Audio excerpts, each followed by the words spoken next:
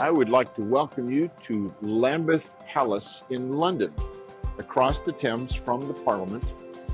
This is a place where the Center for the Study of New Testament Manuscripts is presently working. It's March 2022, and we are digitizing and examining over 24 Greek New Testament manuscripts that this very famous and old palace has. Well, the staff and facilities have been really amazing. The conservators and the archivists here obviously take a lot of care in their work, and they've spent a lot of time and work and energy to prepare our way for us. They've pre-examined all of the manuscripts for us. They've provided us with documents saying exactly how far they can be opened. Really top-notch people to be working with. Well, they have all kinds of manuscripts because this is the official London residence of the Archbishop of Canterbury. And so there's all kinds of manuscripts relating to the Anglican Church. They have quite a few Greek New Testament manuscripts as well.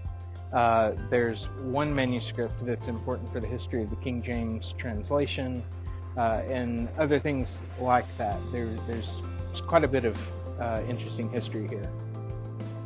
What has been really fun on this trip is some of the manuscripts I've personally been able to photograph are from the 11th and 12th century. And so when you think about how old those things are, if they could talk, what they've seen, what they've experienced, it's really cool to think about the history involved in this process. There are a number of manuscripts here that are really vulnerable. They're tightly bound, and we can't force them open. To get a good square image, that needs to be open to at least 90 degrees. So we have some manuscripts where it's just not safe to open them more than 40 degrees. So that's just a little bit. And so what we've had to do is change our camera settings from what would be ideal, but what is safe for these manuscripts. And so they've been challenging, but we have successfully digitized even these difficult ones. So I was very exciting to be here and photographing manuscripts, and one of the most exciting things for me was finding on some pages that clearly had erased text, and we were able to use UV light to come in and decipher what letters were written on those pages before it was erased. And we were able to use that same technology sometimes also for faded ink, which is just really interesting to be able to understand better how the scribes worked and what they were doing. Seeing the icons and the symbolism in the icons was fascinating. The decorative touches in the margins, the things that you don't see in your printed Bible because they're different from manuscript to manuscript, just really make it a joy to get to handle and look at these beautiful documents.